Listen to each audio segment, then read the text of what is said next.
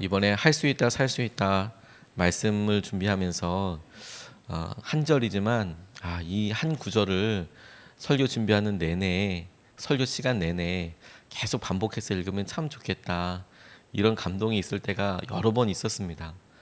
이 말씀에 어떤 말을 더 붙인다는 것이 제게는 너무 아쉬울 정도로 이 말씀 한 구절만 딱 붙잡고 오늘 하루 반복해서 외워서 이렇게 살아도 너무 좋겠다 싶은 그런 감동이 막 이렇게 제 안에 여러 번 있었는데요. 시편 23편 말씀도 사실 그렇습니다. 여호와는 나의 목자시니 내게 부족함이 없으리로다 라고 말씀하시는 시편이 오늘 우리의 온전한 고백이 되고 다윗의 고백처럼 우리가 주님의 마음 안으로 들어가서 살 수 있게 되었으면 좋겠습니다. 시편은 이것이 그냥 노래 가사말만 있는 게 아니라 원래 사람들이 실제로 부르고 고백했던 노래였던 것을 기억하면 우리에게 훨씬 더 다른 의미로 다가올 수 있습니다. 하나님께서 우리에게 믿음의 이 고백을 통하여서 노래를 부르게 했다. 반복적으로. 그게 우리에게 참 중요한 도전이 되거든요. 시편은 총 5권으로 이루어져 있습니다. 이 5권이 각각의 표제가 있기도 하고요. 창세기, 출애굽기, 레위기, 민수기, 신명기, 모세오경을 각각 따서 주제와 구성을 따서 시편 5편으로 이루어져 있기도 합니다. 주로 다윗이 73편을 썼기 때문에 다윗이 썼다라고도 이야기하는데 실제로 가만히 보면 모세도 쓰고 그러면 뭐 아셉이라는 사람도 쓰고 고라라는 사람도 쓰고 솔로몬이라는 사람도 쓰고 여러 사람들이 써 있어서 자신의 경험과 감정과 하나님을 향한 고백과 체험과 이런 것들을 노래로 이렇게 적어놓은 시의 모음집입니다.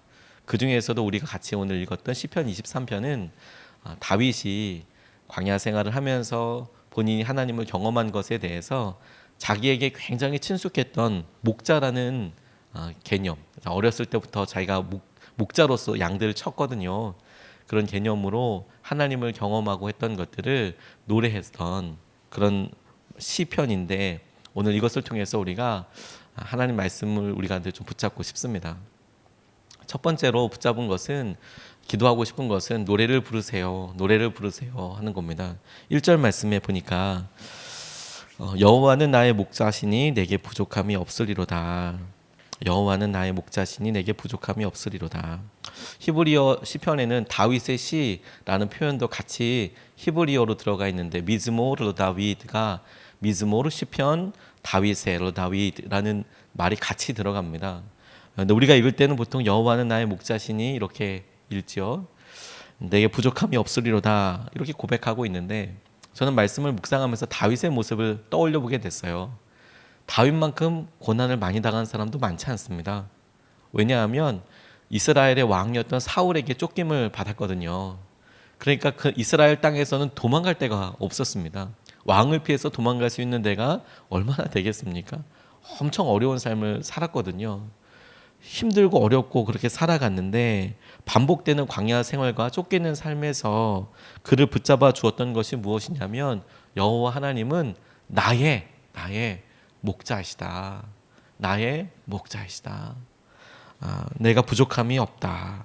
그가 어려움 가운데에서도 하나님과의 관계를 유지할 수 있는 비밀이었다고 싶어요. 여호와께서 나의 목자이시다. 나의 목자이시다. 왜냐하면 광야 생활을 가만히 유추해봐도 아무리 상상해봐도 부족한 것이 없었을 리가 없거든요. 부족한 것이 거기에 무슨 왕궁에 있을 것처럼 도와줄 사람이 있을 것이며 물이 풍족했을 것이며 씻을 곳이 있을 것이며 바람이며 뭐 이런 걸 피할 수 있는 뭐 추위를 피할 수 있는 곳이 널려 있거나 이르지 않았을 거거든요. 우리가 부족함이라고 따져보려고 하면 수없이 많은 것들이 있었을 텐데 그가 부족함이 없습니다라고 고백하면서 여호와는 나의 목자이시다고 이렇게 고백하고 있는 것이죠. 그게 하나님과의 관계를 신뢰하고 하나님께서 그의 마음속에 고백이 드러나게 하는 것이라고 생각하게 되었습니다. 근데 이게 어떻게 가능할까요? 이 마음속에 하나님께서 나의 목자이시다라고 그렇게 불편하고 힘든 게 많고 잡히면 죽을 수도 있는데 그 상황에서도 어떻게 하나님과의 관계, 하나님께서 나의 목자이시다라는 말씀을 가지고 우리가 다윗이 그렇게 살 수 있었을까요? 저는 그게 그의 고백이 노래였기 때문에라는 생각을 하게 됐습니다. 반복해서 부를 수 있고 같이 부를 수 있고 함께 부를 수 있고 그리고 이렇게 노래를 같이 하다 보면 그게 놀라운 울림이 되어서 우리에게 심지어 감정도, 심지어 믿음의 고백도, 생각도 우리가 고백하는 그 노래의 가사말로 그 마음으로 바뀌어지게 되는 것을 온통 태워지는 것을 경험하게 되거든요. 우리나라 초대 교회 시절에 이런 아주 재미있지만 비장한 이야기가 내려왔습니다. 선교사님들이 모든 예배를 다 인도하실 수 없으니까 각 교회에 평신도 지도자분들을 세워서 성경책 한 권을 주고 읽어줘라. 설교를 할 수 있는 그 역량은 아직 안 되니까 선교사님들이 돌아다니면서 설교는 하시고 평신도 분들이 나와서 성경 말씀을 읽고 간단하게 이 말씀이 어떤 말씀이신지 내용을 이렇게 설명하는데 그런 분을 조사분이라고 이렇게 불렀거든요. 경상북도 어느 산골의 예배당에서 교인들이 모여오고 이 조사님이 예배를 인도하는 거였습니다. 그리고 그날 본문이 시편 23편이었어요. 성경을 봉독할 시간이 돼서 읽는데 어두침침하고 등잔불 밑에서 이렇게 읽다 보니까 글씨가 잘 안 보이는 거예요. 글씨가. 그런데도 이제 돋보기를 끼고 겨우겨우 이제 읽어 나갔습니다. 근데 이렇게 읽으신 거예요. 여호와는 나의 목자이시니 내가 부족함이 없으리로다. 이런 식으로 띄엄띄엄 읽게 되셨죠. 그런데 성경 봉독을 마친 조사님과 그 봉독을 읽는 여러 성도님들이 굉장히 비장해진 거예요. 왜냐하면 이 본문의 여호와는 나의 목자이시니 이것을 이 분이 읽으시는 분도 들으시는 분도 여호와는 나의 목자이신데 이걸 여호와는 나의 목 자르시니 라고 이렇게 들은 거예요. 여호와는 나의 목 자르시니 내게 부족함이 없으리로다. 참으로 비장한 설교가 돼서 조사님이 성도님들에게 얘기했다는 거예요. 여호와가 내 목 자르셔도 내게 부족함이 없습니다. 아멘 하고 다 화답을 했다고. 초창기에 웃지 못할 이야기이긴 하지만 저는 마음에 감정이 이렇게 익혀져서 초대교회 사람들이 예수님 어떻게 믿고 어떻게 살기 원해서 매달렸는지를 알 수 있는 것 같아서 함께 부를 수 있는, 함께 고백할 수 있는 것이 되어서 시편 읽을 때 사람들 내용 잘 압니다. 근데 그 내용이 어떻게 고백이 되는지 잘 모르는 이유가 뭐냐면 그렇게 찬양을 안 해봤기 때문이에요. 그렇게 고백을 안 해봤기 때문이에요. 기도도 여러분, 어떻게 기도하면 응답이 됩니까? 기도하면 어떻게 두려움이 사라집니까? 이렇게 얘기하시는 분들이 계세요. 두려움이 사라질 때까지 기도를 안 해보셔서 그래요. 마음에 두려움이 엄습하고 마음이 답답할 때가 있습니다.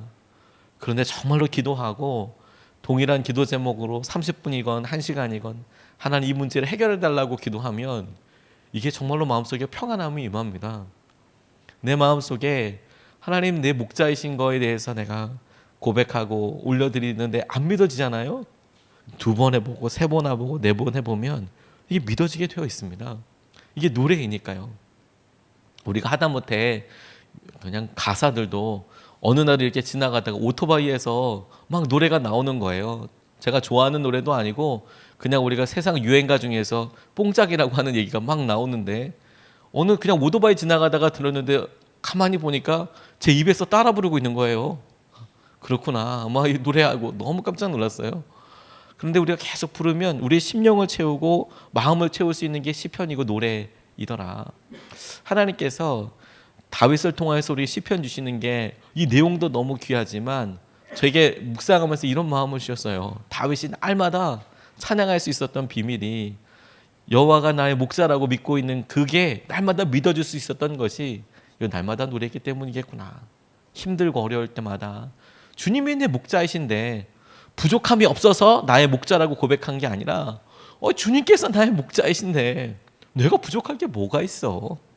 주님께서 내게 목자이신데 내가 부족함이 뭐가 있어. 부족함을 볼 때마다 주님께서 내 목자이신데 내가 부족함이 뭐가 있어. 그가 그렇게 고백하게 되고 실제로 그런 삶을 누리게 되더라. 오늘 우리 삶에 주님께서 목자이시고 우리가 주님과의 관계 가운데 깊은 노래와 회복과 안정감을 누리게 되는 하루 되시기를 축복합니다. 2번째로 말씀을 묵상하면서 붙잡게 된 것은 하나님의 인도하심을 믿으세요라는 것입니다. 사실 저는 이 2번째를 묵상하면서 하나님의 노래소리를 들으세요 이렇게 사실 생각하다가 그러면 조금 너무 감정적인 해석이 될 수 있겠다 싶어서 했는데 우리 2절 말씀, 3절 말씀 같이 읽겠습니다. 그가 나를 푸른 풀밭에 누이시며 쉴 만한 물가로 인도하시는 도다. 내 영혼을 소생시키시고 자기 이름을 위하여 의의 길로 인도하시는 도다. 의의 길로 인도하시는 도다. 다윗은 하나님의 인도하심을 믿었습니다. 그분이 멀리서 우리에게 우리가 가야 할 목적지를 가리키는 분이 아니고 바로 옆에서 우리를 인도하시고 그분의 목소리를 들려주시는 분이라는 것을 믿었어요. 그가 나를 푸른 초장에 누이시며 쉴 만한 물가로 인도하시는 도다. 이렇게 고백하고 있지 않습니까? 근데 한번 머릿속에 떠올려 보세요, 여러분. 다윗이 목자로서 양들을 이끌고 다닐 때 어떤 행동들을 했는가? 그가 물매를 많이 연습했습니다. 그래서 골리앗 만났을 때 그가 어떤 연습을 했는지 다 드러났습니다. 정말 성실하게 연습했구나. 그런데 우리가 또 하나 기억해야 될 게 그가 수금을 잘 탔습니다. 수금을 탄 이유가 뭐였냐면 몇 마리 되지 않은 양들에게 수금을 타주고 노래를 불러주었거든요. 근데 그게 얼마나 잘했든지 사울 왕의 왕궁에 불려갈 만큼 정말 잘했습니다. 탁월한 사람이었죠. 그런데 다윗이 목자로서 쉴 만한 물가로 인도하시는도다. 그가 푸른 풀밭으로 나를 인도하시고 나를 쉬게 하시는도다라고 이야기할 때에 다윗이 떠올렸던 하나님은 무엇을 하고 계셨을까? 저는 주님께서 돌팔배노 그리고 양들을 지키시는 것과 함께 목자이셔서 부족함이 없게 인도하시는 것과 함께 사망의 음침한 골짜기로 다닐지라도 그분께서 지켜주시는 것과 함께 다윗이 떠올렸을 것 같아요. 노래를 불러주고 계시겠구나. 다윗이 양들에게 노래를 불러주었던 것처럼 다윗이 생각했던 하나님은 바로 옆에서 인도하시면서 노래를 불러주겠구나. 다큐멘터리를 이렇게 본 적이 있는데 두메 산골에서 이렇게 양들을 이렇게 몰고 다니는 목자들의 이야기였습니다. 엄청 추운데도 양들이랑 똑같이 바깥에서 자더라고요. 양들이 바깥에 있으니까 와, 저거 진짜 힘들겠다라고 싶은데 정말 흥미로웠던 게 뭐냐면 양들이 이렇게 같이 가는데 많진 않아도 가는데 끊임없이 목자가 소리를 내주는 거예요. 뭐 알 수 없는 그런 의성어를 내는 거예요. 계속 그러면서 이야기를 하면서 계속 소리를 내면서 가는 거예요. 저 뭐 하는 건가 저거. 근데 양들이 목자의 음성을 안다면서요. 그래서 뭐 노래를 가사로 이렇게 분절음으로 우리가 아는 노래 가사 한 말이 아니라 계속 양에게 노래를 불러줘요. 소리를 내줘요. 날아오라고 나에게 가고 있다고. 나 여기 있다 얘들아. 눈이 안 좋은 양들에게 나 여기 있다 이러면서 계속 표시를 해줘요. 그러니까 양들이 쭈루루루 이렇게 따라가요. 그 주위에 모여서. 그가 우리를 인도하신답니다. 목자의 음성이 들릴 수밖에 없지 않겠습니까? 하나님께서 노래 불러주신다는 것을 상상만 해도 기분이 너무 좋아졌어요. 오늘 우리가 하루 주님 옆에서 인도해 주신다라고 고백을 하는데 그 고백의 방법, 인도하시는 방법이 주님께서 끊임없이 소리를 내주시는 거예요. 그리고 끊임없이 다윗이 했던 것처럼 우리에게 노래를 불러주시는 거예요. 우리가 노래를 해서 기쁘고 그런 것도 좋지만 하나님께서 우리에게 끊임없이 당신의 소리를 음성을 들려주시고 노래를 불러주신다고 생각하니까 어제 말씀을 준비하면서 완전 황홀했습니다. 왜냐하면 노래는 두 사람이 부르게 되면 망가지는 게 아니라 합창이 되거든요. 하나님이 부르는 노래와 우리가 부르는 노래가 오늘 하나 돼서 하나님께 이렇게 들려줄 수 있으면 참 좋겠다. 이런 마음의 소원이 생겼어요. 멜로디가 둘이 되고 셋이 되면 훨씬 아름다운 노래가 되지 않습니까? 합창곡이 되지 않습니까? 하나님, 우리가 힘들고 어려워도 부족함이 없다고 계속 고백하고 그렇게 주님 앞에 올려드리는 순간순간의 기도와 찬송이 하나님께서 끊임없이 우리를 인도하시고 우리에게 말씀하시고 위로하시고 괜찮다고 얘기해 주시는 하나님의 위로의 말씀과 함께 아름다운 노래가 오늘 되었으면 참 좋겠다. 저는 그런 경험을 한 적이 있습니다.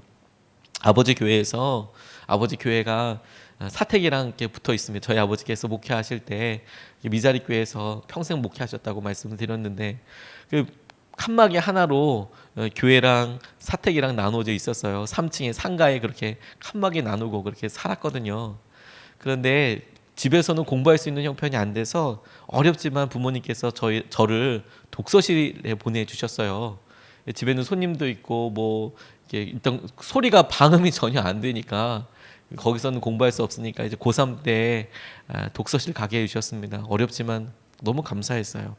독서실 갔다가 이렇게 늦게 이제 들어와서 보면 한 가지 장점은 뭐냐면 피아노가 바로 옆에 있는 거죠. 그리고 3층 상가다 보니까 3층에 피아노를 쳐도 누가 뭐라고 할 사람이 없어요. 주위에 인가가 뭐 좀 떨어져 있으니까요. 그러면 이제 피아노를 이렇게 쳤거든요. 힘들고 그러니까 뭐 잘 치는 건 아니라 멜로디 이렇게 눌러가면서 노래를 한 적이 있어요. 힘들고 그러니까 하나님 고3 이거 어떻게 해야 됩니까? 근데 제가 지금도 기억하는 게 그렇게 노래하고 찬양하다 보면 교회당 조그만 교회당에 저밖에 없는데 새벽 1시든 2시든 노래하면 그러면 하나님께서 저 혼자 노래하는 게 아니라는 것을 여러 번 알려주셨어요. 신기하죠. 노래는 저 혼자 하고 있는데 제가 그 가운데 찬양하면서 나 혼자 노래하는 게 아니네. 이게 뭐가 많은 사람들이 함께 노래하고 있네. 누군가가 함께 찬양을 하고 있는 거예요. 그런데 이게 막 무섭고 막 귀신인 것처럼 이런 게 아니고요. 와, 너무도 기쁜 찬양이 흘러나오는 거예요. 같이 찬양을 하고 있네. 주님께서도 함께 찬양을 하고 계시네. 저는 그런 걸 정말 여러 번 했습니다. 노래하고 찬양하고 1시 반에 2시에 하나님 힘든데 하나님께서 하신 은혜 누리게 해주십시오. 그렇게 피아노 눌러가면서 기도하면 찬양하면 저 혼자 노래하는 게 아니에요. 다른 여러 악기가 노래하는 것 같은 거예요. 이거 참 신기하다. 근데 저 똑같은 경험을 전도할 때도 한번 해본 적이 있습니다. 가천대에서 비 많이 오는 날 찬양하는데요. 비가 엄청 많이 와가지고 뭐 깜깜하고 옷 다 젖었고 갖고 나갔던 티슈는 다 물티슈 된 거예요. 비 다 맞아가지고요. 사람은 아무도 없고 가야 되는데 전도지가 그대로 남았어요. 사람들이 안 오니까 비가 하도 많이 와서. 그런데 마지막으로 우리 마무리 찬양하는데 전도팀이랑 예수 우리 왕이여 찬양했거든요. 근데 참 보기에 처량한 모습이었습니다. 처마에 이렇게 전도팀 이렇게 한 5명 모여가지고 삥 둘러서가지고 예수 우리 왕이여 찬양하는데 이게 도대체 뭐처럼 보이겠어요? 다들 전도지 갖고 간 거 거의 그대로 가지고 있고 그거 버릴 수도 없지 않습니까? 들고 있는데 예수 우리 왕이여 이곳에 오셔서 우리가 드리는 찬양을 받아달라고 기도하는데 너무 깜짝 놀랐어요. 왜냐하면 저희만 노래하는 게 아닌 거예요. 예수 우리 왕이여 이곳에 오셔서 우리의 찬양을 받아달라고 기도하는데 와, 주님께서 함께 노래하고 계시는 거예요. 함께 찬양하고 계시는 거예요. 함께 그곳에 계시는 거예요. 함께 그곳에 계시고 있더라고요. 제게 그래서 가천대가 너무 소중한 대학이 됐어요. 가천대 1번 출구가. 우리 하나님께서 우리보다 먼저 우리의 삶의 자리와 어려운 곳으로 가 계셔서 우리를 인도하신다면서요. 여러분 주님을 떠올려 보십시오. 주님께서 우리를 인도하시는 분이십니다. 그분께서 우리를 인도하실 때 끊임없이 당신의 음성을 들려주세요. 그래서 오늘 우리의 마음이 하나님께서 불러주시는 노래 가운데 계속 노출되고 그 음성을 따라서 갈 수 있으면 정말 좋겠습니다. 우리의 삶에서 하나님의 노래소리가 들려왔으면 좋겠습니다. 우리가 드리는 찬송과 함께 하나님께서 기뻐 받아주시는 예배와 기도를 올려드리는 하루 되었으면 좋겠습니다. 오늘 주님께서 우리가 노래를 통해서 하나님 우리의 찬송이 반복되고 노래하게 하여 주십시오. 두 번째, 하나님께서 말씀하시는 그 노래와 음성이 우리에게 들려오게 해주십시오. 우리가 그 인도하심을 따라가게 해주십시오. 시편 23편이 더 많은 중요한 주제들이 많지만 이 두 가지를 가지고 우리가 붙잡았는데 우리 같이 기도하기 전에 조금 길지만 다시 한번 우리 본문 말씀을 읽겠습니다. 시편 23편 1절에서 6절까지 말씀 한 번만 같이 우리 한 목소리로 같이 읽겠습니다. 여호와는 나의 목자시니 내게 부족함이 없으리로다. 그가 나를 푸른 풀밭에 누이시며 쉴 만한 물가로 인도하시는도다. 내 영혼을 소생시키시고 자기 이름을 위하여 의의 길로 인도하시는도다. 내가 사망의 음침한 골짜기로 다닐지라도 해를 두려워하지 않을 것은 주께서 나와 함께 하심이라. 주의 지팡이와 막대기가 나를 안위하시나이다. 주께서 내 원수의 목전에서 내게 상을 차려주시고 기름을 내 머리에 부으셨으니 내 잔이 넘치나이다. 내 평생의 선하심과 인자하심이 반드시 나를 따르리니 내가 여호와의 집에 영원히 살리로다. 아멘. 두 번 나눠서 기도하겠습니다. 첫 번째 기도 제목은 우리의 믿음의 고백이 찬양이 되게 하시고 능력이 되게 해달라고 기도하겠습니다. 여러분 우리가 두 번, 세 번 기도하면 부끄러운 것이 아닙니다. 100번 기도하면 부끄러움이 아닙니다. 우리에게 노래가 되는 것입니다. 하나님, 우리의 믿음의 고백이 우리에게 떠나지 아니하는 찬양이 되게 해주십시오. 찬양이 되게 해주십시오. 그리고 능력이 되게 해주십시오. 하나님, 우리가 드리는 이 고백이 여호와는 나의 목자시니 내게 부족함이 없으리로다. 부족함이 없어서 나의 목자가 되는 게 아니고 주님이 나의 목자이시기 때문에 내게 아무 부족함도 없습니다. 우리의 찬양의 고백이 우리에게 능력으로 경험되어지고 우리의 삶에 놀라운 통로가 될 수 있게 해달라고 첫 번째로 우리가 같이 기도하시겠습니다.